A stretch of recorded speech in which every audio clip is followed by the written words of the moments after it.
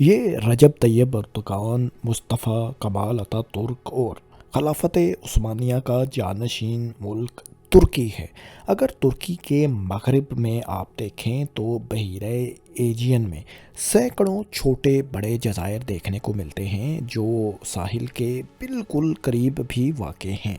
آپ شاید یہ سمجھ رہے ہوں گے کہ یہ ترکش ساحل کے قریب واقع جزائر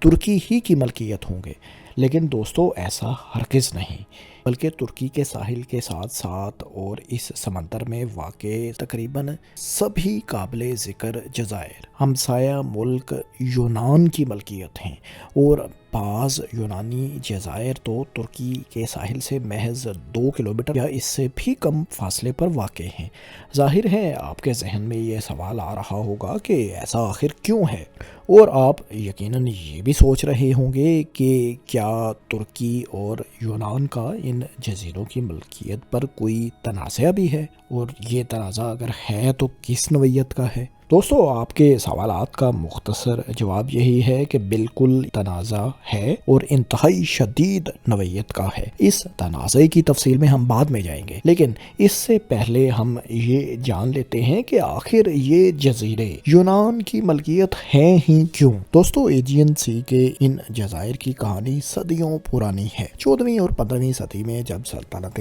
عثمانیہ کا عروج تھا تو بازنطینی امپائر کو شکست دے کر خلافت عثمانیہ نے بلقان ریجن اور پورے یونان کے ساتھ بحیرہ ایجین کے سبھی جزائر پر مکمل کنٹرول حاصل کر لیا تھا، اور یہ علاقے تقریباً 400 برس تک خلافت عثمانیہ کے کنٹرول میں رہے۔ 1821 میں یونانیوں نے سلطنت عثمانیہ کے خلاف برطانیہ، فرانس اور روس کی سپورٹ سے آزادی کی جنگ شروع کی، اور کامیابی بھی ان کو مل گئی۔ بالآخر 1830 کی دہائی میں یونان ایک آزاد ریاست بن گیا، تاہم اس وقت یونان کو ایجین سی کے تمام جزائر نہیں ملے تھے۔ یونان کو صرف مین لینڈ اور وسطی ایجین سی کے کچھ جزیرے ہی ملے تھے، جبکہ ترکی کے ساحل کے قریب واقع مشرقی جزائر خلافت عثمانیہ ہی کی ملکیت میں رہے تھے۔ ان تمام جزائر کی ملکیت پر یہ صورتحال 20ویں صدی کے اوائل تک برقرار رہی، لیکن 1912 میں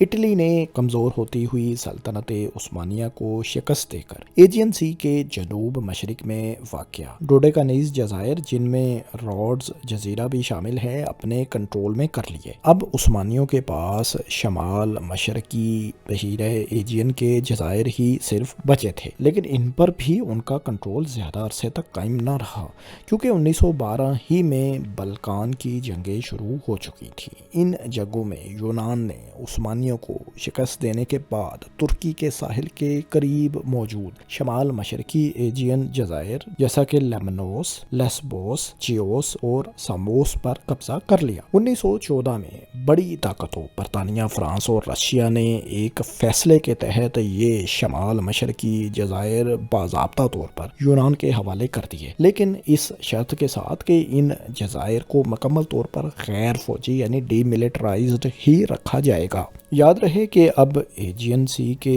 بیشتر جزائر یونان کے پاس جا چکے تھے، اور جنوب مشرق کے کچھ جزائر پر اٹلی کا قبضہ اب برقرار تھا۔ اس کے بعد جنگ عظیم اول میں عثمانیوں کی شکست کے بعد 1920 کی ٹریٹی آف سیورے کے تحت اتحادی طاقتوں نے خلافت عثمانیہ کے بیشتر علاقوں کو آپس میں تقسیم کر لیا۔ اسی دوران یونان نے بھی موجودہ ترکی یعنی اناطولیہ کے مغرب میں کچھ علاقوں پر بھی قبضہ کر لیا تھا، لیکن اس قبضے کے خلاف مصطفیٰ کمال اتا ترک نے جنگ آزادی کا آغاز کر دیا۔ اتا ترک کی فورسز نے کامیابی سے آزادی کی جنگ لڑی، اور اس کے بعد 1923 میں طے پانے والا مشہور زمانہ معاہدہ لوزان پیس ٹریٹی کے آرٹیکل 12 نے 1914 کے اس فیصلے کی توثیق کی، جس کے تحت مشرقی ایجین جزائر یونان کو مل گئے تھے۔ لوزان معاہدے کے آرٹیکل 13 میں لیسبوس، چیوس، ساموس اور اکاریا وغیرہ کے جزائر کو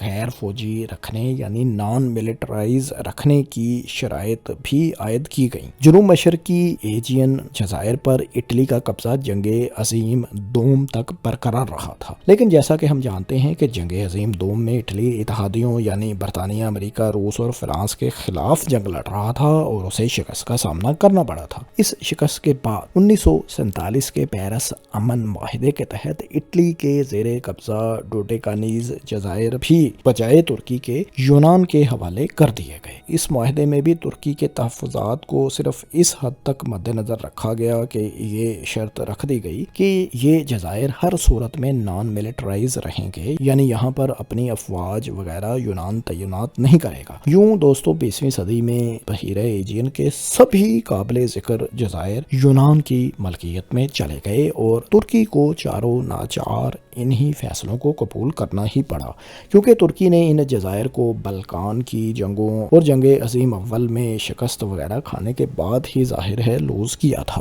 آج بھی یہاں بڑے جزائر پر ملکیت سے متعلق کوئی قابل ذکر تنازع نہیں۔ جتنے بھی قابل ذکر جزائر تھے وہ معاہدوں میں باقاعدہ نام کے ذریعے مینشن کیے گئے ہیں اور ترکی ان کو یونان کے حق میں لوز کر چکا ہے، جیسا کہ ہم نے آپ کو پہلے بھی بتایا۔ دوستو موجودہ زمانے میں ایجین سی میں دو ایشوز انتہائی اہم ہیں جس کی وجہ سے دونوں نیٹو اتحادی ممالک یعنی ترکی اور یونان کے درمیان کسی باقاعدہ جنگ کے امکانات کو بھی نظر انداز نہیں کیا جا سکتا۔ ایک تنازع ان جزائر کی ملٹرائزیشن کے حوالے سے ہے اور دوسرا ان جزائر کے territorial waters, continental shelf, exclusive economic zone سے متعلق ہے، اور یہ معاملہ ان ممالک کی ایئر سپیس کے معاملے سے بھی جڑا ہوا ہے۔ ہم ملٹرائزیشن کے تنازع کو پہلے مختصراً دیکھ لیتے ہیں اور اس کے بعد دوسرا اہم ایشو زیر بحث لائیں گے۔ دوستو جیسا کہ آپ جان چکے کہ ماضی کے معاہدوں میں ترکی کے ساتھ واقع جزائر کو باقاعدہ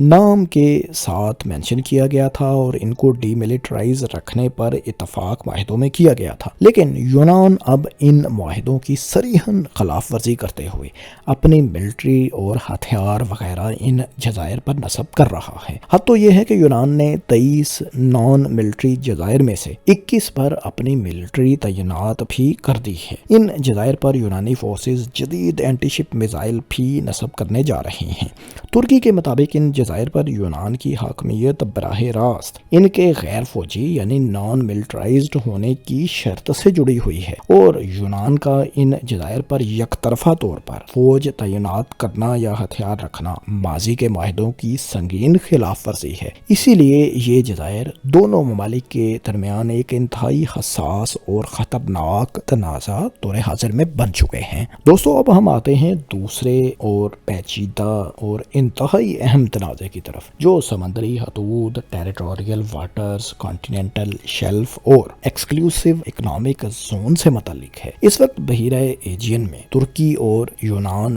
دونوں کی سمندری حدود 6 ناٹیکل مائلز تک ہے۔ یاد رہے کہ 1 ناٹیکل میل 1.85 کلومیٹر کے برابر ہوتا ہے۔ ترکی کے بالکل ساحلی ریجن میں جہاں یونانی جزائر کا فاصلہ ترکی کے ساحل سے انتہائی کم ہے، وہاں میڈین لائن یعنی درمیانی لائن ہی کو دونوں ممالک آپس میں حد تسلیم کرتے ہیں۔ 1982 کے بین الاقوامی سمندری قانون یعنی UNCLOS کے تحت کوئی بھی ملک اپنی سمندری حدود کو 12 ناٹیکل میل تک بڑھا سکتا ہے، لیکن ترکی اس قانون کو نہیں مانتا اور اسی وجہ سے اس معاہدے کو نہ ہی ترکی نے سائن کر رکھا ہے، نہ ہی اس کی توثیق کی ہے۔ ترکی کی دلیل یہ ہے کہ ایجین سی کا جغرافیہ انتہائی مختلف اور مخصوص ہے، اس لیے یہاں 12 ناٹیکل میل کا قانون لاگو کرنے سے طاقت کا توازن بالکل ہی بگڑ جائے گا اور یونان کو بے انتہا فائدہ اور ترکی کو بے حد نقصان ہوگا۔ آئیے ذرا اب اس بات کو سمجھتے ہیں۔ ایجین سی میں موجود 6 ناٹیکل میل کی حد کے تحت سمندر کا تقریباً 43.5% حصہ یونان کے کنٹرول میں جاتا ہے، یعنی سمندر کا 43%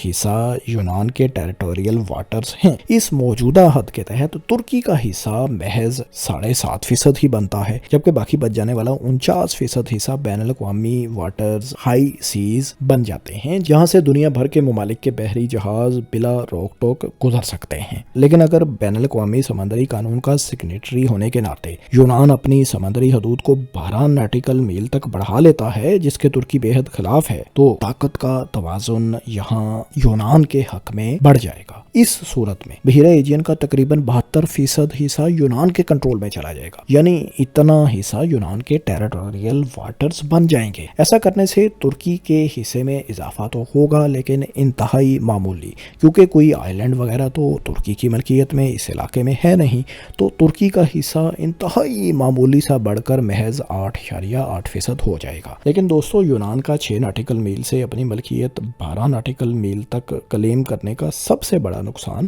بین الاقوامی پانیوں کے شیئر کو ہوگا، جو 49% سے کم ہو کر محض 19.7% تک رہ جائیں گے۔ یوں یہ سمندر عملی طور پر ایک کریک لیک، ایک یونانی جھیل بن کر رہ جائے گا۔ ترکی کے لیے یہ بات کس قدر ناقابل قبول ہے، اس کا اندازہ یوں لگائیں کہ 1995 میں ترک پارلیمنٹ نے باقاعدہ ڈکلیئر کیا تھا کہ اگر یونان نے اپنی سمندری حدود کو 12 میل تک بڑھانے کی یک طرفہ طور پر کوشش کی تو ترکی اسے اعلان جنگ سمجھے گا۔ یاد رہے کہ ترکی اور یونان دونوں نیٹو اتحادی ممالک ہیں۔ اگر ایسی کوئی سچویشن دونوں ممالک کے درمیان پیش آتی ہے تو نیٹو اتحاد ترکی اور یونان میں سے کس کی جانب ہوگا؟ ظاہر ہے اس بارے میں ہم یقین سے کچھ نہیں کہہ سکتے۔ دوستو، اس تنازع سے جڑا اگلا سب سے دلچسپ اور اہم مسئلہ کانٹیننٹل شیلف کا ہے۔ ترکی اپنی کانٹیننٹل شیلف کو بحیرہ ایجین کے وسط یعنی میڈین لائن تک کلیم کرتا ہے۔ ترکی کا ماننا ہے کہ اس سمندر کی تہہ دراصل ترکی کے زمینی حصے ایناٹولین لینڈ ماس ہی کا نیچرل ایکسٹینشن ہے۔ اب آپ سوچیں گے کہ اگر ترکی کا کانٹیننٹل شیلف سمندر کے درمیان تک جاتا ہے تو ان یونانی جزائر کا کیا ہوگا جو ترکی کے ساحل کے بالکل ہی قریب واقع ہیں؟ کیا ترکی ان پر بھی اپنی ملکیت کا دعویٰ کرتا ہے؟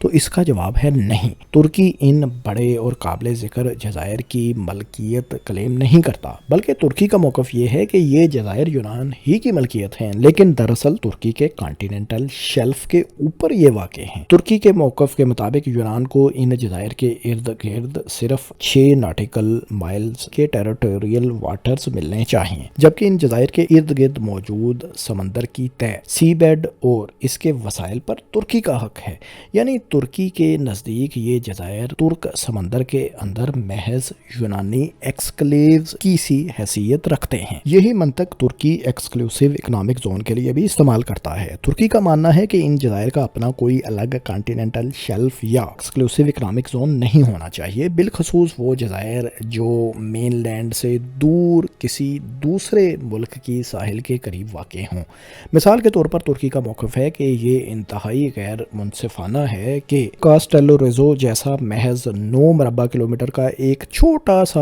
یونانی جزیرہ جو ترکی کے ساحل سے محض 2 کلومیٹر جبکہ یونان کی مین لینڈ سے 600 کلومیٹر کی دوری پر واقع ہے، اپنے رقبے سے 4000 گنا بڑا ایکسکلوسیو اکنامک زون کلیم کر لے اور ترکی کی اتنی ہی بڑی ساحلی پٹی کے حقوق کو وہ بلاک کر دے جس کے ساحل سے محض یہ 2 کلومیٹر کے فاصلے پر واقع ہے۔ ترکی نے اپنے اس دعوے کو محض زبانی حد تک محدود نہیں رکھا، بلکہ اقوام متحدہ میں باقاعدہ مراسلات بھی اس بارے میں جمع کروا رکھے ہیں، جن میں ایجین سی اور بحیرہ روم میں ترکی کے ایکسکلوسیو اکنامک زون اور کانٹیننٹل شیلف کی حدود کا باضابطہ طور پر دعویٰ کیا گیا ہے۔ ترکی کی اس وسیع سمندری حکمت عملی کو بلیو ہوم لینڈ یا ماوی ویٹان کا نام دیا گیا ہے، جس کے تحت ترکی کی سمندری حدود کا ایک نقشہ بھی جاری کیا گیا ہے۔ اس آئیڈیا کے تحت ترکی ایجین سی، مشرقی بحیرہ روم اور بحیرہ اسود کے بڑے حصوں پر اپنی ملکیت کا دعویٰ کرتا ہے۔ رجب طیب اردوغان کی ترک حکومت اس نظریے کو محض ایک سیاسی دعوے سے